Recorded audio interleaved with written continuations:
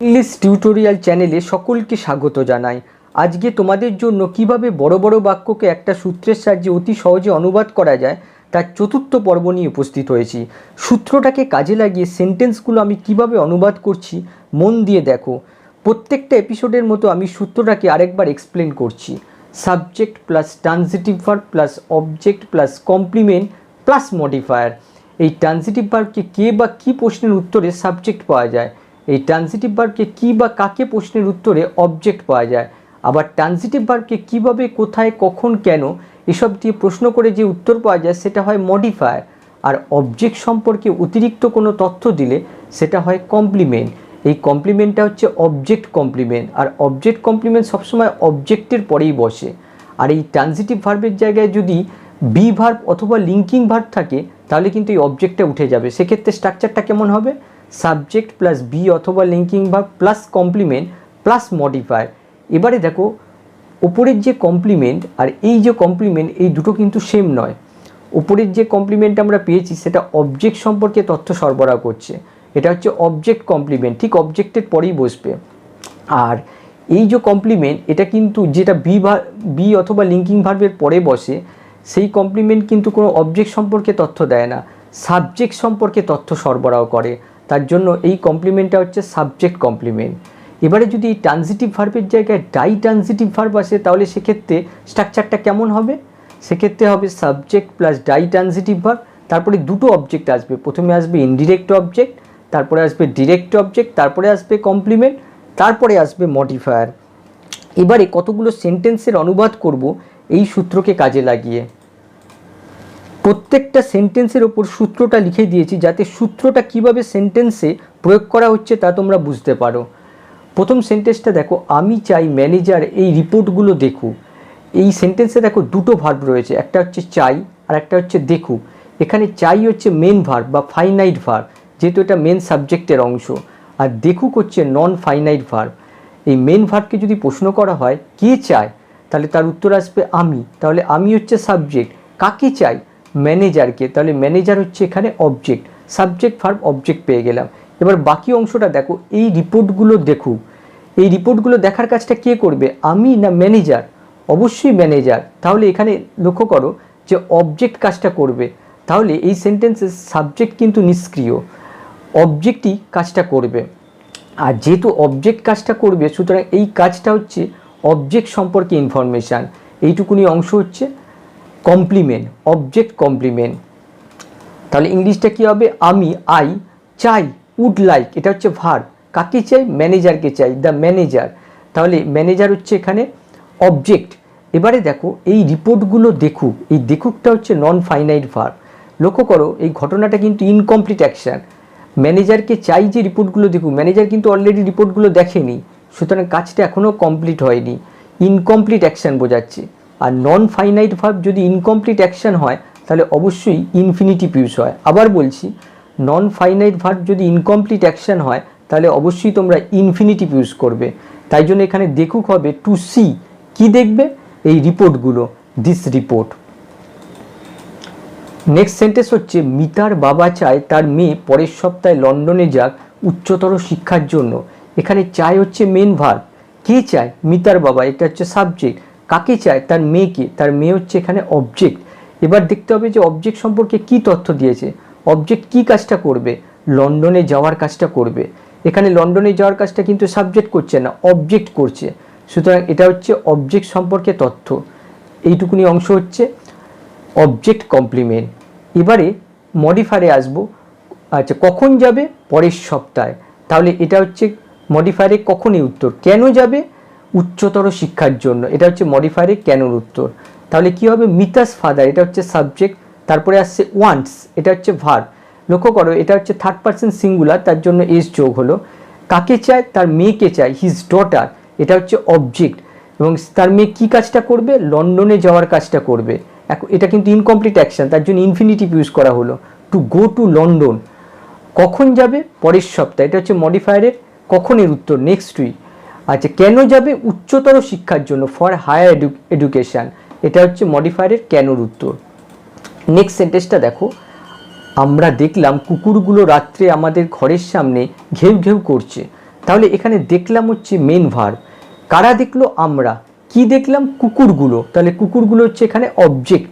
এবার কুকুরগুলো কি কাজ করছিল? তখন ঘেউ ঘেউ করছিল। সুতরাং এটা অবজেক্ট, যেহেতু এই কাজটা করছিল, সুতরাং এটা হচ্ছে অবজেক্ট সম্পর্কে ইনফরমেশান। এটা হচ্ছে অবজেক্ট কমপ্লিমেন্ট। এবারে হচ্ছে কোথায় করছিল? আমাদের ঘরের সামনে। এটা হচ্ছে মডিফায়ারের কোথায় উত্তর। কখন করছিল? রাত্রে। এটা হচ্ছে মডিফায়ারের কখনের উত্তর। তাহলে কি আসবে? We saw the dog, subject verb object পেয়ে গেলাম। এবারে দেখো ঘেউ ঘেউ করছে, বার্কিং। এখানে দেখো আইএনজি অ্যাড করা হলো। লক্ষ্য করো, আমি যখন দেখছিলাম তখন কুকুরগুলো কিন্তু ঘেউ ঘেউ করছিল, অর্থাৎ কাজটা রানিং অবস্থায় ছিল, অনগোয়িং অ্যাকশন বোঝাচ্ছে, তার জন্য এখানে কিন্তু আইএনজি ইউজ করা হলো। মনে রাখবে, নন ফাইনাইট ভার্ব যদি ইনকমপ্লিট অ্যাকশন হয় তাহলে কিন্তু ইনফিনিটিভ ইউজ করা হয়, কিন্তু নন ফাইনাইট ভার্ব যদি রানিং অবস্থায় থাকে, অনগোয়িং অ্যাকশন বোঝায়, তাহলে কিন্তু আইএনজি ইউজ করা হবে। সুতরাং এখানে বার্কিং আইএনজি ইউজ করা হলো। আর এটা হচ্ছে অবজেক্ট কমপ্লিমেন্ট, অবজেক্ট সম্পর্কে তথ্য দিচ্ছে। এবারে যদি বলা হয় কোথায়? আমাদের ঘরের সামনে, in front of our house. এটা হচ্ছে কোথায়ের উত্তর, মডিফায়ার। আর আরেকটা হচ্ছে কখন? রাত্রে, অ্যাট নাইট। এটা হচ্ছে মডিফায়ারের কখনের উত্তর। নেক্সট সেন্টেন্সটা দেখো, আমরা একটা অ্যাপার্টমেন্ট খুঁজে পেয়েছিলাম যেটা আমাদের দুজনের পক্ষে যথেষ্ট বড় ছিল। এখানে খুঁজে পেয়েছিলাম, এটা হচ্ছে মেন ভার্ব। কারা খুঁজে পেয়েছিল? আমরা। কি খুঁজে পেয়েছিলাম? একটা অ্যাপার্টমেন্ট। তাহলে এটা হচ্ছে অবজেক্ট। এবারে দেখো অবজেক্ট সম্পর্কে কোনো তথ্য দেওয়া হয়েছে কিনা। লক্ষ্য করো, যেটা আমাদের দুজনের পক্ষে যথেষ্ট বড় ছিল। এখানে যেটা বলতে এই অ্যাপার্টমেন্ট কি বোঝাচ্ছে, আর এটা হচ্ছে অবজেক্ট সম্পর্কে তথ্য দিচ্ছে। এইটুকুনি অংশ হচ্ছে অবজেক্ট কমপ্লিমেন্ট। তাহলে ইংলিশটা কী হবে? We found an apartment, subject verb object পেয়ে গেলাম। আর এই অ্যাপার্টমেন্ট সম্পর্কে কি তথ্য দিচ্ছে? যেটা আমাদের দুজনের পক্ষে যথেষ্ট বড় ছিল। তাহলে কি আসবে? যেটা, দ্যাট, ছিল, ওয়াস, যথেষ্ট বড়, বিগ এনাফ, কাদের পক্ষে? আমাদের দুজনের পক্ষে, ফর বোথ অফ আস। তাহলে দ্যাট থেকে আস পর্যন্ত হচ্ছে অবজেক্ট সম্পর্কে ইনফরমেশান। এটা হচ্ছে অবজেক্ট কমপ্লিমেন্ট। পরের সেন্টেন্সটা দেখো, আমি চাই তুমি চিঠিটা এখনই অফিসে পাঠাও। এখানে দেখো চাই হচ্ছে ভার্ব। কে চাই? আমি চাই। কাকে চাই? তুমি, তোমাকে চাই। তাহলে এখানে তোমাকে হচ্ছে অবজেক্ট। আচ্ছা, তুমি তখন কি কাজটা তুমি কি কাজটা করবে? চিঠিটা পাঠানোর কাজটা করবে। তাহলে অবজেক্ট এখানে চিঠিটা পাঠানোর কাজটা করবে। আচ্ছা কোথায়? আচ্ছা কোথায় চিঠিটা পাঠাবে? অফিসে। সুতরাং এটা মডিফায়ারের কোথায় উত্তর। আর কখন চিঠিটা পাঠাবে? এখনই। সুতরাং এটা হচ্ছে মডিফায়ারের কখনের উত্তর। তাহলে কি আসছে? I want you. আর ইউ হচ্ছে এখানে অবজেক্ট। অবজেক্ট কি কাজটা করবে? চিঠিটা পাঠানোর কাজটা করবে, টু সেন্ড দ্য লেটার। তাহলে এইটুকুনি অংশ হচ্ছে কমপ্লিমেন্ট, অবজেক্ট সম্পর্কে তথ্য দিচ্ছে, যেহেতু অবজেক্টই কাজটা করবে। কোথায়? To the office. এটা হচ্ছে মডিফায়ারের কোথায় উত্তর। কখন? এখনই, রাইট নাও। এটা হচ্ছে মডিফায়ারের কখনের উত্তর। নেক্সট সেন্টেন্সটা দেখো, আমি চাইছি চিঠিটা এখনই অফিসে পাঠানো। দেখো ঠিক 5 নম্বরের মতোই। চাইছি, কে চাইছে? আমি। কি চাইছি? চিঠিটা। চিঠিটা হচ্ছে এখানে অবজেক্ট। লক্ষ্য করো, আগের সেন্টেন্সগুলোতে অবজেক্ট ডুয়ার ছিল, অবজেক্টই কাজটা করছিল, কিন্তু এখানে চিঠি তো কোনো কাজ করতে পারে না। তাহলে চিঠি হচ্ছে এখানে ডুয়ার নয়। চিঠিটা পাঠানো হোক, চিঠিটাকেই অফিসে পাঠানো হোক, চিঠি কিন্তু কাউকে পাঠাচ্ছে না। তাহলে এটা হচ্ছে ডুয়ার নয়। আর সেক্ষেত্রে আমাদের প্যাসিভ ইউজ করতে হবে। এটা কিন্তু ইনকমপ্লিট অ্যাকশন, সুতরাং ইনফিনিটিভ ইউজ করব, কিন্তু প্যাসিভ ইনফিনিটিভ ইউজ করব। তাহলে ইংলিশটা কী হবে? I want the letter, subject verb আর অবজেক্ট পেয়ে গেলাম। লেটার হচ্ছে এখানে অবজেক্ট। আর পাঠানো হোক, অর্থাৎ এটা চিঠিটা কি উদ্দেশ্যে বলা হয়েছে? চিঠি সম্পর্কে ইনফরমেশান, টু বি সেন্ড। এখানে লক্ষ্য করো প্যাসিভ ইনফিনিটিভ ইউজ করা হয়েছে। এমনি ইনফিনিটিভ হলে আমরা কি ইউজ করতাম? অ্যাক্টিভ ইনফিনিটিভ হলে টু প্লাস ভার্বের বেস ফর্ম ইউজ করা হতো, কিন্তু যেহেতু এটা passive infinitive, to plus be plus ভার্বের পাস্ট পার্টিসিপল ফর্ম ইউজ করা হলো, টু বি সেন্ড। আর কেন এটা প্যাসিভ ইনফিনিটিভ? যেহেতু এটা নন ডুয়ার, লেটার নিজে কিছু করতে পারে না, লেটারটাকে পাঠানো হচ্ছে। তাহলে টু বি সেন্ট এখানে প্যাসিভ ইনফিনিটিভ। আর এইটুকুনি অংশ হচ্ছে অবজেক্ট সম্পর্কে ইনফরমেশান। এটা হচ্ছে অবজেক্ট কমপ্লিমেন্ট। কোথায়? To the office. এটা হচ্ছে মডিফায়ার। কখন? রাইট নাও, অর্থাৎ মডিফায়ার এটা কখনের উত্তর। নেক্সটটা দেখো, আমার মা লক্ষ্য করেছিলেন শিশুটা খাটের ওপর জোরে জোরে কাঁদছে। এখানে লক্ষ্য করেছিলেন হচ্ছে মেন ভার্ব। কে লক্ষ্য করেছিলেন? আমার মা। এটা হচ্ছে সাবজেক্ট। কাকে লক্ষ্য করেছিলেন? শিশুটা। তাহলে শিশুটা হচ্ছে অবজেক্ট। শিশুটা কি করছিল? তখন কাঁদছিল। সুতরাং এটা হচ্ছে অবজেক্ট সম্পর্কে ইনফরমেশান। এটা হচ্ছে অবজেক্ট কমপ্লিমেন্ট। কিভাবে? জোরে জোরে। এটা হচ্ছে মডিফায়ারের কিভাবের উত্তর। কোথায়? খাটের ওপর। এটা হচ্ছে মডিফায়ারের কোথায়ের উত্তর। তাহলে কি আসছে? মাই মাদার, এটা হচ্ছে সাবজেক্ট। নোটিস, লক্ষ্য করেছিল। কাকে লক্ষ্য করেছিল? শিশুটা। দ্য বেবি হচ্ছে এখানে অবজেক্ট। কি করছিল? তখন কাঁদছিল। অর্থাৎ এখানে লক্ষ্য করো ক্রাইং, আইএনজি যোগ করা হলো, যেহেতু মা যখন লক্ষ্য করেছিল তখন শিশুটা কিন্তু কাদার কাজটা করছিল, অর্থাৎ রানিং অবস্থায় ছিল, অনগোয়িং অ্যাকশন বোঝাচ্ছে, তার জন্য এখানে কিন্তু নন ফাইনাইট ভার্ব আইএনজি যোগ করা হলো। তাহলে ক্রাইং কিভাবে? লাউডলি। আর কোথায়? বিছানার ওপর, খাটের ওপর, অন দ্য বেড। এটা হচ্ছে মডিফায়ারের কোথায়ের উত্তর। পরেরটা দেখো, সমস্যাটা হলো যে তুমি ইংরেজি শিখতে চাও না। এখানে লক্ষ্য করো হলো, এটা হচ্ছে বি ভার্ব। এতক্ষণ যে আমরা পেয়েছি সেটা হচ্ছে, যে কটা পেয়েছি 1 থেকে 7 পর্যন্ত এক্সাম্পলগুলো, সেগুলো সবই হচ্ছে ট্রানজিটিভ ভার্ব। আর এই ট্রানজিটিভ ভার্বের জায়গায় এখন বি ভার্ব এলো। আর বি ভার্ব হলে আমরা জানি যে তারপরে কোনো অবজেক্ট বসে না, কমপ্লিমেন্ট বসে। আর সেই কমপ্লিমেন্টটা অবশ্যই সাবজেক্ট কমপ্লিমেন্ট। তাহলে কী হবে? সমস্যাটা, দ্য প্রবলেম ইজ, অর্থাৎ এটা হচ্ছে বি ভার্ব। তুমি ইংরেজি শিখতে চাও না। That you don't want to learn English. That থেকে ইংলিশ পর্যন্ত এই অংশটুকু হচ্ছে সাবজেক্ট কমপ্লিমেন্ট। সাবজেক্ট কমপ্লিমেন্ট কেন? এটা দেখো, সমস্যাটা আর তুমি ইংরেজি শিখতে চাও না, এই দুটো অংশ কিন্তু একই বিষয় বোঝাচ্ছে। এখানে সমস্যাটা কি, তার উত্তর আসছে যে তুমি ইংরেজি শিখতে চাও না, সুতরাং কি এর উত্তর আসছে। আর যেহেতু এটা প্রবলেম সম্পর্কে বলা হয়েছে, সুতরাং এইটুকুনি অংশ দ্যাট থেকে ইংলিশ পর্যন্ত এটা হচ্ছে সাবজেক্ট কমপ্লিমেন্ট। আর এখানে কোনো মডিফায়ার নেই।